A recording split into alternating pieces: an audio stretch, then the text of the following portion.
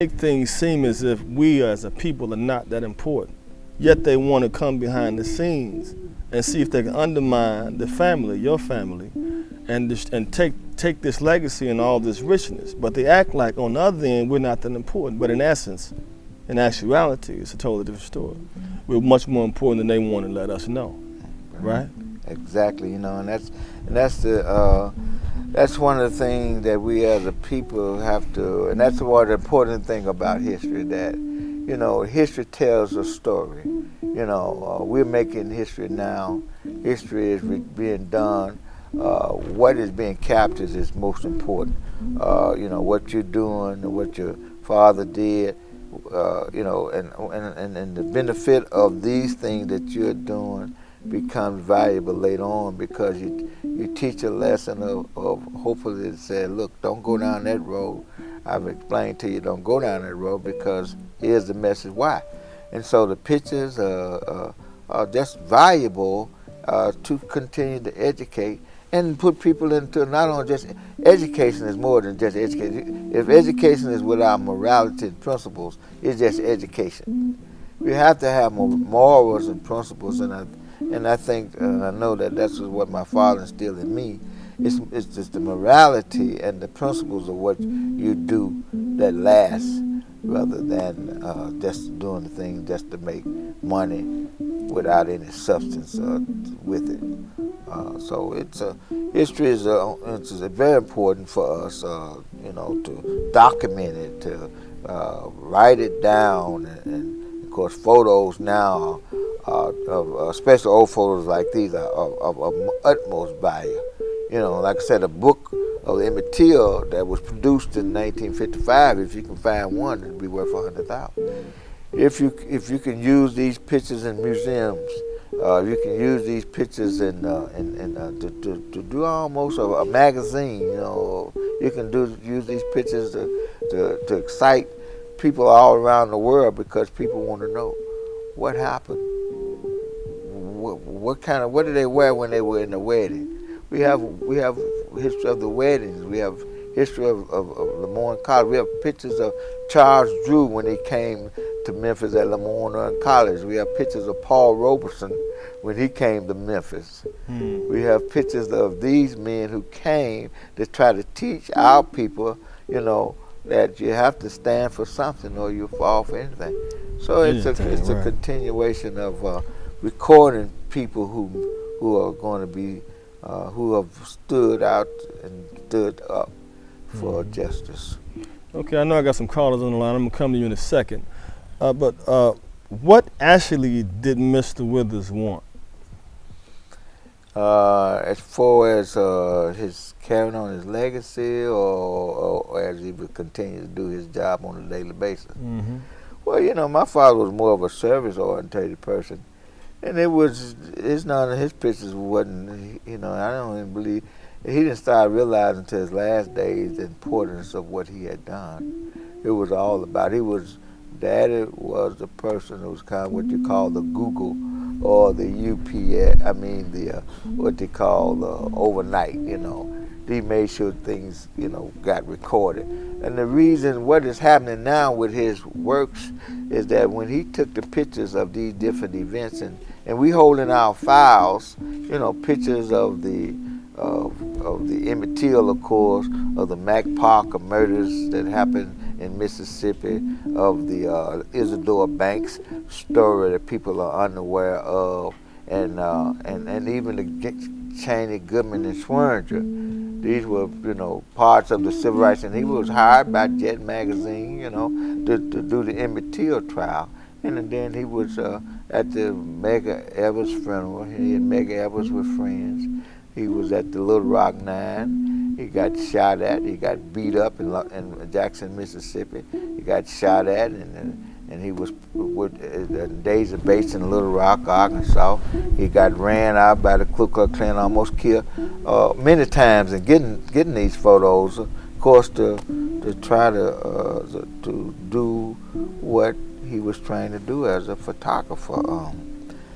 So it's the photos. And I mentioned about Isidore Banks, the importance of also of these photos which leads to some of these cases are cold cases that are unresolved.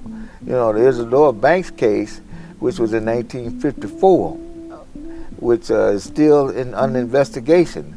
This was a man who had $93,000 in his bank. He had a house, a farm, and over 10,000 acres in Marion, Arkansas. It was a story done on CNN about that, but a lot of people don't know about it. His family is still pursuing because they took his money, they took his land, they castrated him, they burnt him in Marion, Arkansas. And the story carried on, like I said, on CNN. So these are some of the pictures we got, you know, in 55 and 57. You know, these are Tent City when they took people off of the land in Somerville, Tennessee. Every time they went to vote, they took them, you know, took the house from them. They set up tents for the people there. So he captured the struggles, you know, of the people. You know, he captured the good times, you know, of people, in the, you know, as they got married, as a family union. So it's an accumulation of a lot of things that he has accomplished. And it brings up the fact that why is the fact that out of all of the times that he was alive, now they want to bring out a charge that my father was an informant. I see that's not now we get into the meat and potatoes. And so why is that? Why that was done after he died and nobody never questioned him? Actually, the writer, Mark Preskersh out of Commercial Appeal, never questioned him, and he even said himself he never questioned him while he was alive. And so we asked, well, why are you accusing him now while he's dead, while he can't defend? So that's why I'm here to say, what is the reason, what is the purpose? No evidence, only one evidence that came from the writer himself. That was also the information from the FBI files that accused him. Nobody in the community has came forward and said, well, he did this to me. So the only source is that the Commercial Appeal writer and whatever he pulled out of the files. So they're going to take and dirty your father's name and say he was an informant. Right. Right. And that's one of the harsh parts of carrying on the legacy, is that you have to try to clean up the dirt. What I found out is that some of the reasons is that they want to discredit. It's part of discrediting. You know, you discredit a man, and then you just try to discredit his works. So you try to make his works less valuable or less notable or less respectful. But we're here today to say that, you know, all of the discrediting won't work today, because we're here on Brother Dawa Show to make sure it's never, ever done again. Exactly. You know, I can't stress enough how important it is to hold up the legacy. It's a word I like to use a lot, you know. Doing this type of work, it takes a certain type of person to be able to carry it out. And it also takes a certain kind of woman, like, you know, your mother was, it seems to me like she was always supportive, even though I heard some of the things you said that your father went through, being beat up, shot at, all that type of stuff, and make, you know, because a woman, you know, cares so much for her spouse or whatever, she don't want to see him get hurt. But at the same time, you know, it takes a certain type of strength within a woman to know that, you know, the man that she has is doing a specific thing and the world needs that. And what your father was able to do, he would not have been able to do, I don't believe, if your mother would have probably been fighting him on what he was doing. You know, exactly. It's wonderful to see that, you know, we can still make it. And this is not a thing of making a whole lot of money, because was that the case where a lot of money was made, a whole lot of money was made doing the photography? Well, not in his day. You know, he did not get to be a millionaire in his lifetime. Mm-hmm. But as he has passed on, the value of his photos continue, and also that's why it's what is going on now is that they are appreciated in value. Exactly. So they become more of a demand, and so we have people that are from Boston. My daddy's former agent, who was out of Boston, Tony Deacon, is Panopticon. I call him out. That now still have our property up in Boston, Massachusetts. Has over 15,000 negatives that have not been brought back to the family. Have over $5 million of signed prints that we don't know whether he's selling them. We know his lineage is Greece, and we know the legacy of Greek is that they've always stole our property and take it and put it in their own museum. So we have evidence to know that our property is still there and has not been accounted for. Neither has the money been accounted for. So we have institutions, museums, special collections in different universities that are letters are being sent to them to give us what do you have of our property? We're going around and saying, look, give us a inventory of what you have ours. And we've found that what is going on, that there are photographers who are putting their names on my daddy's pictures and said that they took them. See. And that is what is a sad state of affairs. Even my father, as he began to get older, in his late 80s, he would say, what his photos were taken over as when he was alive was taken to the University of Memphis. And they were, of course, with his agreement and my mother's agreement to take them over there. Because they sit over there from 1995, because we allowed it to go over there because my mama packed all of the negative because it was a fire hazard. Okay. And we had to move this stuff because the income was not always plentiful. We got moved out of Bill Street 7 different locations because they kept raising the rent. And even our last stay on Bill Street was in 1969. We were the last business on Bill. And so Urban Newell came in and knocked the back of our studio in, and that covered up almost as long as the studio, all our photos under rubble and brick, and they said nobody was in the building. So we had to move out of the emergency. So we left some of our negatives. So another group came in and got a grant and went back and found these negatives, and then they put them in their file. And said, well, if y'all want them, you got to pay for the storage and the upkeep, which right at 15, 20 some thousand. See. That's a major problem among us. I just have to address that now. We have got to do better with sticking together, because in the end, don't no damn body that don't look like you give a damn about you. That's just what it is, especially in a time that we living in now, when black men are getting shot up. I got to address it. They're getting shot, they're getting killed, left in the street dead. I mean, come on, man. They blame shooting young brothers down, they're coming in saying they got records. And I mean, it makes me think of a movie, Menace to Society, when Kane was sitting there talking to Charles Dutton, and Charles Dutton's son. He was like, Charles Dutton was telling him, look, the hunt is on, and you are the prey. The co-intelligence program was set up and designed to stop the rise of the black Messiah, even though they gave us a white buttermilk complected Jesus. They said this man was the savior, but they made a program to stop the rise of the one black Messiah, which made every black man, every black family a target. Because how do they know what mother is going to bring forth this so-called one black Messiah?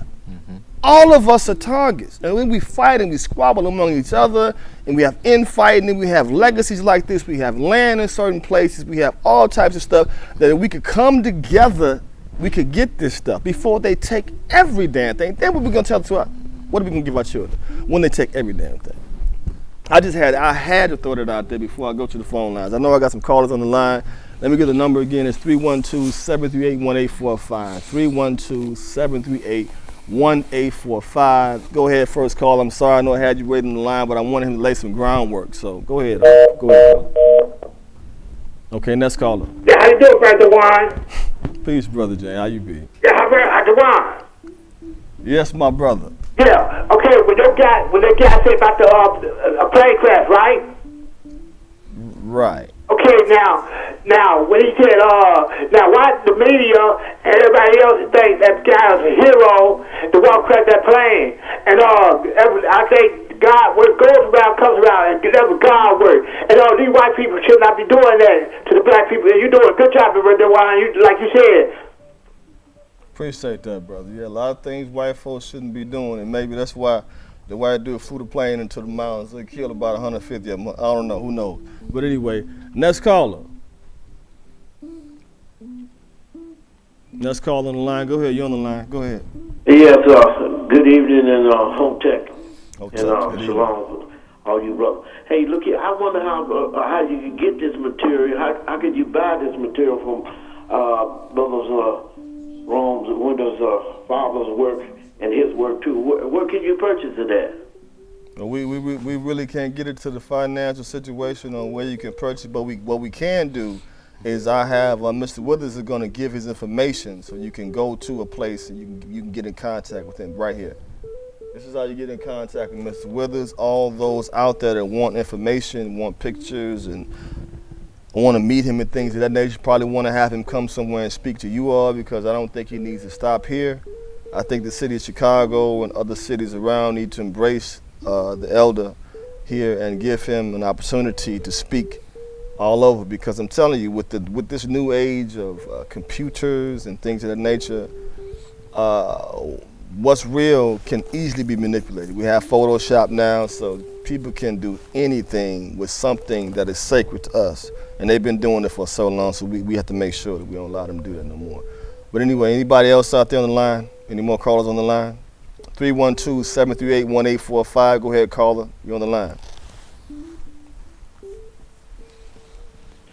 Yes. How you doing, Dawa? Peace, sis. How you It's doing? nice to see you on TV. Appreciate it, sis. You know, I never saw you in the light that I have seen you this evening. You brought up a very interesting, what you talked about, what you said very briefly about the Messiah, and that we don't know what the Creator, what woman He may use. But I would like to share this with you. Man made a mess when they went out and they started seeking other women other than their sisters. They called everybody their sisters, even the one that came from the black man. But I would like for you, I challenge you to read, because the way that Yah going to bring the Messiah through, He's going to use a woman, same as the man. And it's not going to come through the two lights. It's going to come through the creation that Adam was made, and it was not black. We've been in the house of black, and black was Ham. You understand? So that's why we call black Africans American. We call by every house that we've been through. So concerning what you had said about we don't know what woman He's going to bring the Messiah through. He's going to bring the Messiah through the pure woman. So once again, it's great to see you on TV. Thank you, sis. As far as the co-intelligence program, what I was saying was that they set up a program, the government set up a program under J. Edgar Hoover to stop the rise of the black Messiah. There is no one Messiah. We, as a people, is the Messiah. That's my point. Good point. It's not one person. There's no one that's going to come and deliver us. No, it ain't going to happen. It's a collective of certain minds. It's a collective of certain frequencies. Everybody can't get on the frequency. Some people are going to hear it and turn their eyes and ears from it and go out there and continue to do what they're doing on Empire. like other, foolishness that we see going on. But trying again to preserve the legacy so that we can see the Black Messiah is already here. That's the point.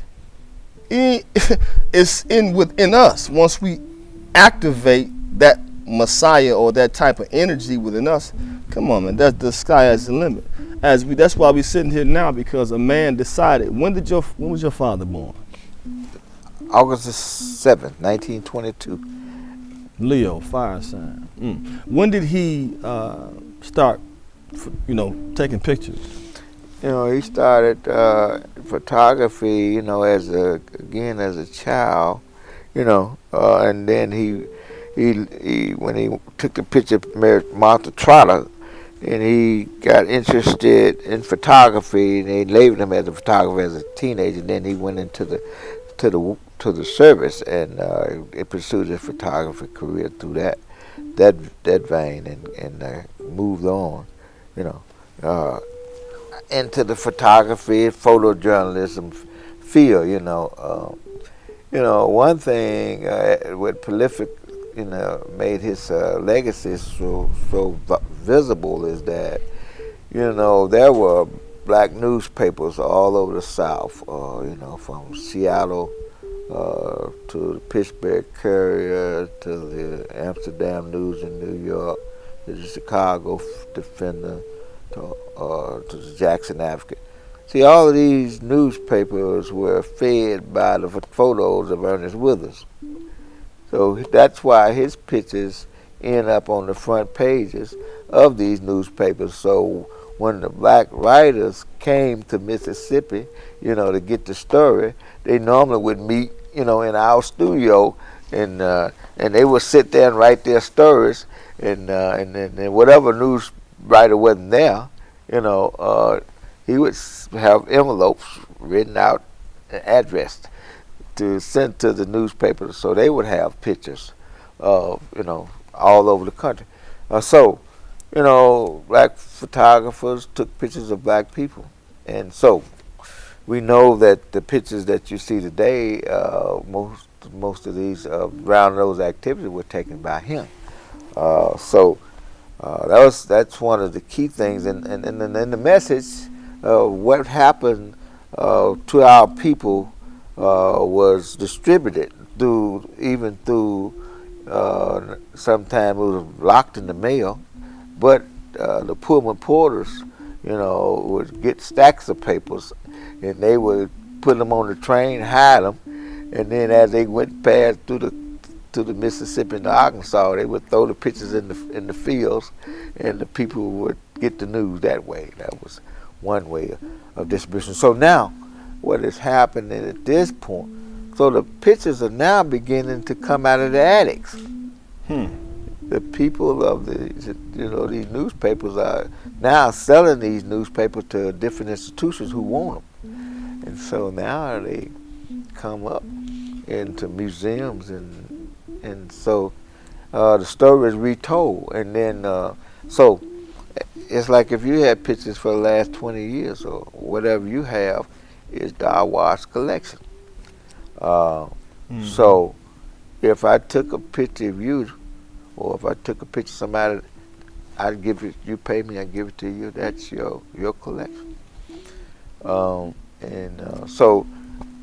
maybe if 20 years later, whether you're not here, so people would begin to take your pictures out. If you don't put it in some trust, then, for your family, and that's where we should put your belongings, save your legacy by putting them in the trust. That's where and even the trust is not always foolproof. That's why you almost have to have a lawyer to even watch another lawyer this day, because we've been dealing with lawyers. But anyway, so you try to save your collection and through the trust. And so I mentioned that because as these pictures come out, they come out in people's collections, just like in Memphis. The lady, Miss Willis, has donated pictures to the library. Said, well, this is from the Willis collection. However, my father took all of the pictures from the Willis collection. or the Ben Hooks collection.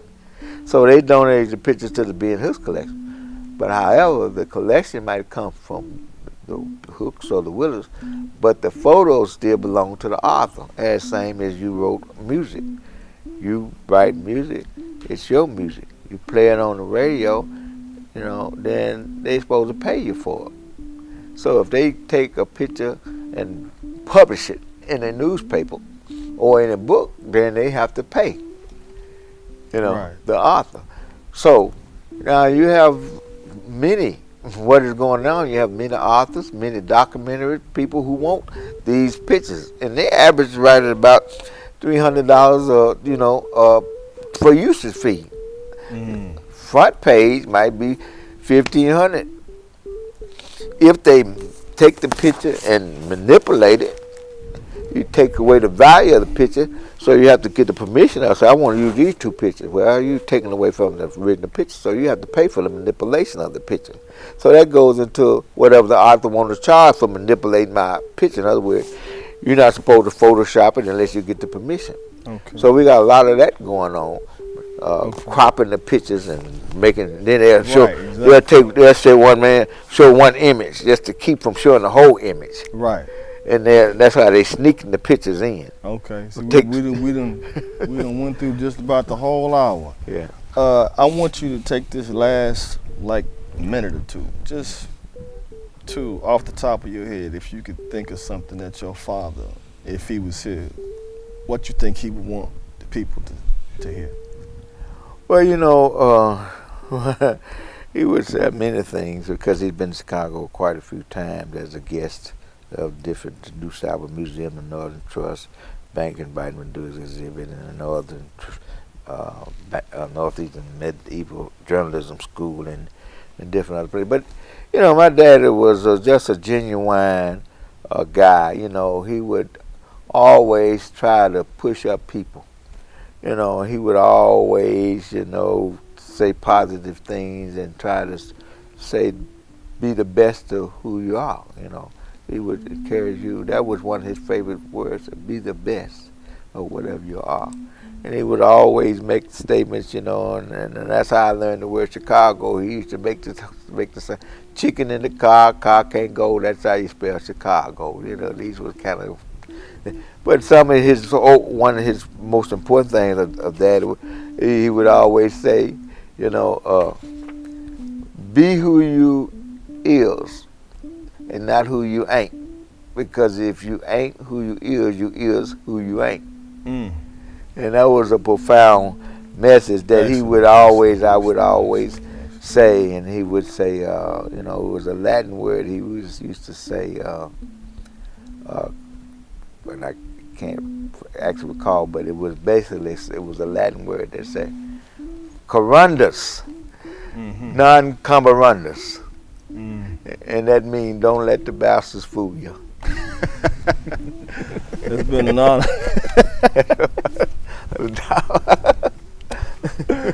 It's been an honor to have you on the show. Hopefully we'll be able to, you know, possibly get you back. Come to Memphis. I think the answer, I need to, come to Memphis, right. Come down we'll there. be I wanna glad see to come some back things too. down there. Yeah, Either definitely. way. Definitely. The journey has to continue. We have to hold the legacies up because nobody else is going to do it. You know, the black man has to hold his legacy up. The indigenous man has to hold his legacy Say up. it. The Because no one else aboriginal, gonna do it. the Right. aboriginal man The original man and woman that was here before anybody else was here. Exactly. They're still gonna be here, I'm pretty sure, when they all twist and die some damn way, which I wish they would. It's a claim.